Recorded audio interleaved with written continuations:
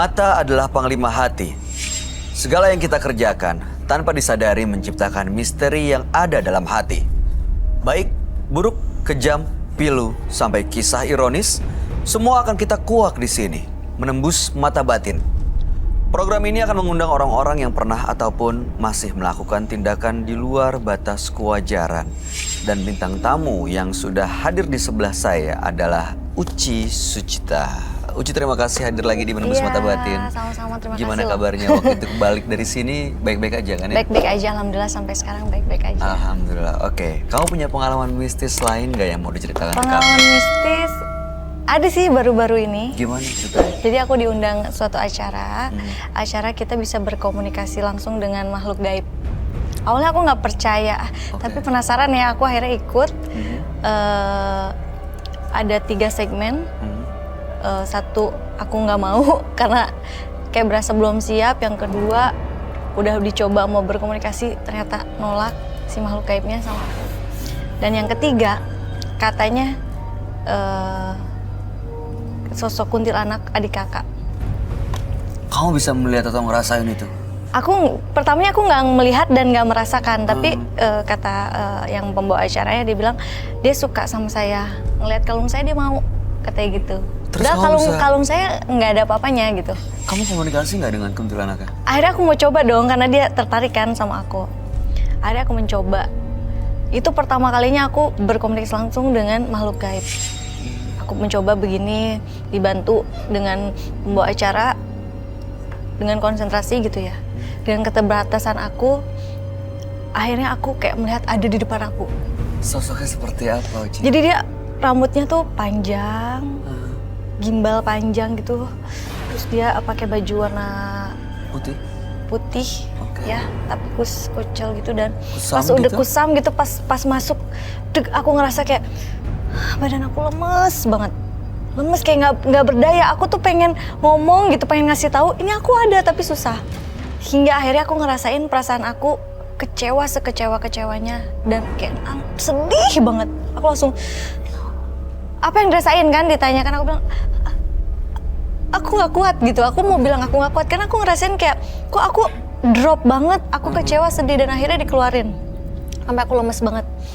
Ternyata setelah berkomunikasi langsung dengan pembawa acara kan udah jago ya gitu. Ternyata memang dia matinya itu seorang nggak baik lah ya. Itu yang dia mati dibunuh di tempat hiburan. Adik kakak itu. Jadi kamu bisa ngerasain ya, apa yang dia rasain? Oh ternyata sakit banget oh my gitu. Goodness. Oke, baik. Mudah-mudahan kamu baik-baik aja malam hari ini. Amin. Gak merasakan hal seperti itu lagi. Nggak mau. Ya, gak mau ya. Nggak mau, jangan Kita sampai. akan ketemu dengan partisipan kita yang pertama. Berikut ini adalah seorang perempuan yang menggunakan penglaris hingga memakan tumbal. Malam hari ini kami akan panggil dia dengan nama samaran. Kami persilahkan Tika.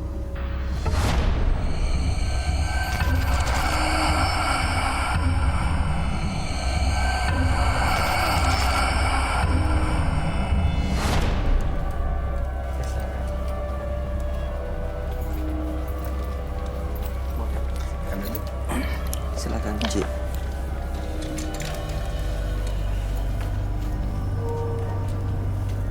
Selamat malam, Mbak Tika. Selamat malam. Apa yang mau Mbak Tika ceritakan pada kami malam ini? Saya itu pedagang soto. Awalnya saya sepi sekali. Saya diberitahukan oleh teman saya pergi ke dukun daerah Cirebon. Saya ke sana nekat. Saya pikir nggak ada korban. Saya bicara dengan dukun itu, ternyata dukun itu memberitahukan harus ada tumbal. Saya diberi alu untuk meracik bumbu soto saya.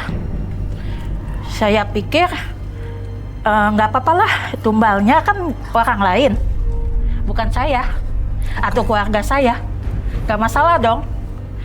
Nah, pas pembeli yang ke 1000, itulah tumbal saya. Saya nggak tahu yang tumbal itu siapa. Yang jelas tumbal itu akan datang dia akan laris terus dagangan saya karena tumbal itu sudah termakan. Tumbalnya sampai meninggal. Pasti. Saya nggak peduli hal itu. Tahu nggak siapa yang dijadikan tumbal? Saya nggak tahu. Yang saya tahu pembeli yang ke 1.000. Sudah ada. Pasti. Masalahnya dagangan saya laris. Dan sekarang udah lebih dari 1.000. Iya. Oke, baik. Malam hari ini apa tujuannya datang ke Menembus Mata Batin? Saya sebenarnya menyesal atas perbuatan saya. Bagaimana caranya saya untuk melepaskan Alu yang meracik bumbu itu supaya saya tidak mengulang lagi. Masih dipakai tapi Alu? Saya masih dipakai, tapi soalnya kalau nggak dipakai Pak, dia akan menumbuk sendiri. Seakan-akan saya itu harus menumbuk itu alunya. Baik, mudah-mudahan Mbak Tika mendapatkan solusi dari permasalahan yang lagi dihadapi ya. Kami akan ajak Mbak Tika untuk ketemu langsung dengan sahabat kami. Dia adalah seorang indigo. Kami persilahkan Roy Kiyoshi. Sebelumnya, tim Mata Batin sudah memberikan tanggal lahir dan nomor rumah partisipan kepada Roy Kiyoshi. Dengan mata batinnya, Roy akan membaca berdasarkan angka yang kami berikan. Tika, terlahir tanggal 16 Agustus 1976. Sosok yang santun dan memiliki perasaan yang peka. Dia seringkali melakukan kesalahan karena selalu mengikuti perasaannya. Saya melihat ada satu benda berkekuatan magis di tangannya.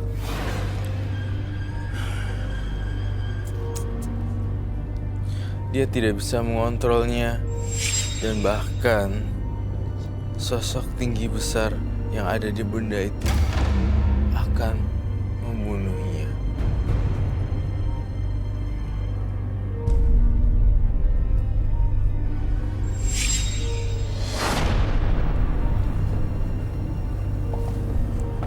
Selamat malam. Selamat malam Roy. Silahkan duduk. Terima kasih.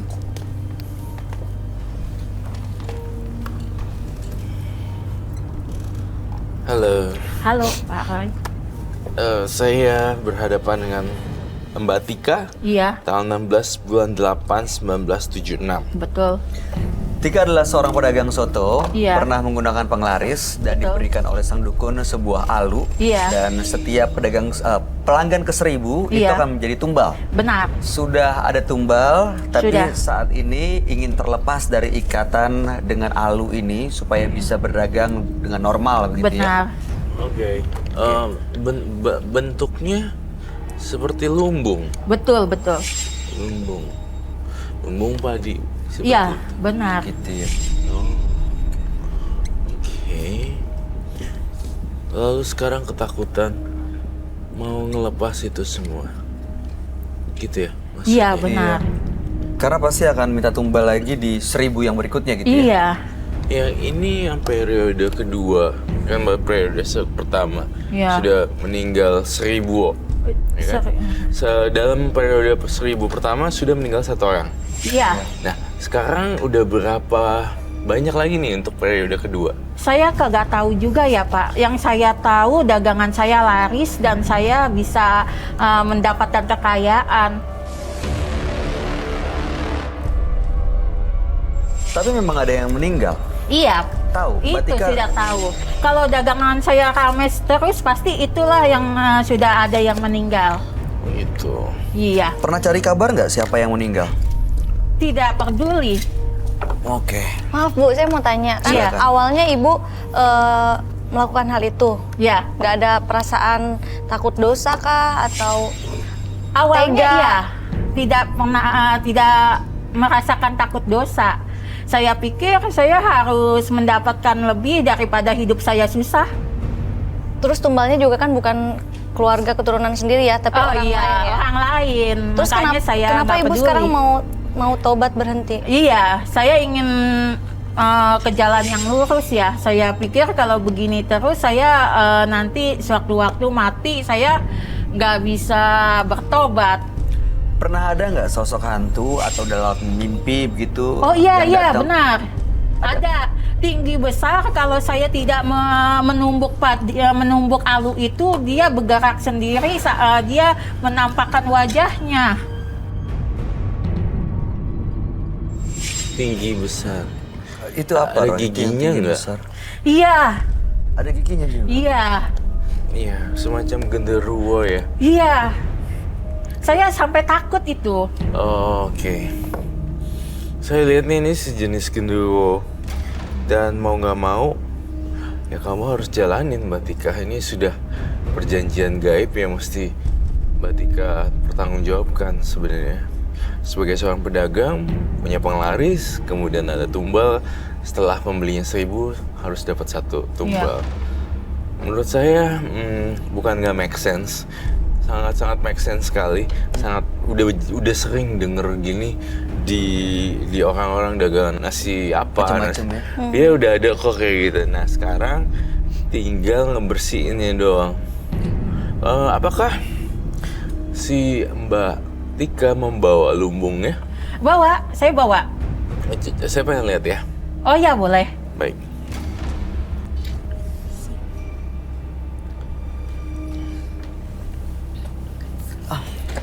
Gila ya.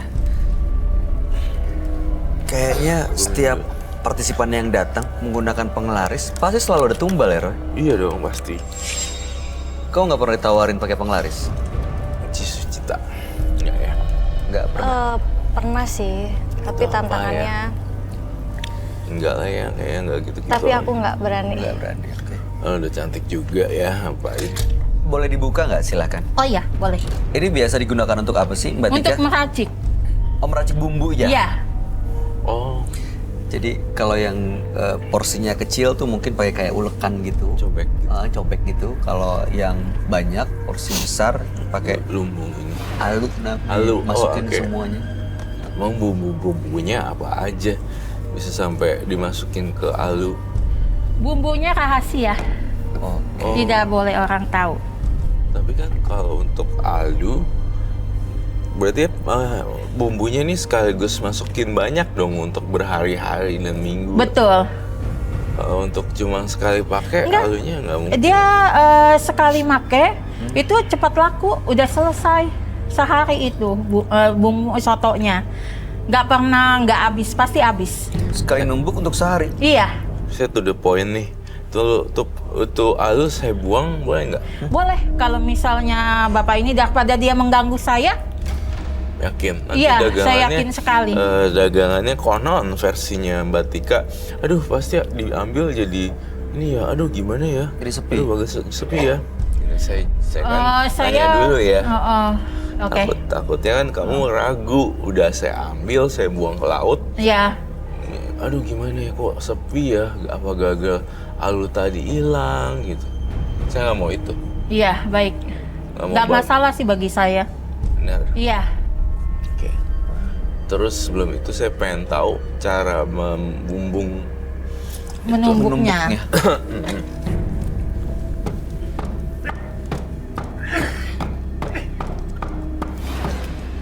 Mbak Tika, sebelum menumbuk semua bumbu-bumbunya menggunakan alu ini ada ritual khusus nggak?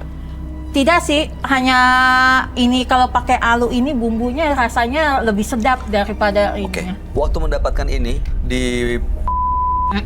itu ada ritual nggak atau apa yang dilakuin gitu sebelum Iya. dapat ini? Iya, Apa? puasa. Puasa.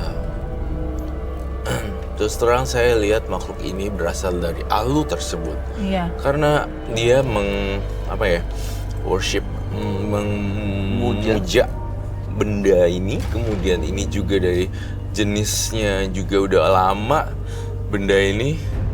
Lalu dia membumbung itu, alu. Menumbuk ini. Oh iya, menumbuk alu. Iya. Saya yakin pasti akan terus banyak korban lagi. Korban. Itu pasti, Pak. Tunggu sebentar. Saya ngelihat di diri Mbak Tika ada seorang anak perempuan. Saya tidak tahu ya anak kamu dan siapa, guys. I don't know. Tapi di dalam kepala saya, apakah ada anak perempuan ya? Iya. Itu anak kamu ya? Iya, benar. Kamu tahu nggak?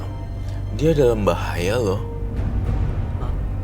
Saya nggak tahu sama sekali. Yang aku tahu Dia namanya korbannya siapa? Namanya Usia? usia 14 tahun. Di dalam penglihatan batin Roy, saya melihat di sekelilingnya, saya melihat dan kok si ini kakinya apa ya, borgol ya, terikat. Iya, pandangannya beda sih. Ini dalam bahaya. Wah, berarti ini benar-benar harus dihilangin nih Mbak Tika, karena akan kena ke anak korban selanjutnya. Saya minta tolong aja Pak Roy, gimana Dan caranya? kalau ini terus dilanjutkan, saya ngelihat anak perempuan kamu namanya dia akan meninggal dunia secara tragis.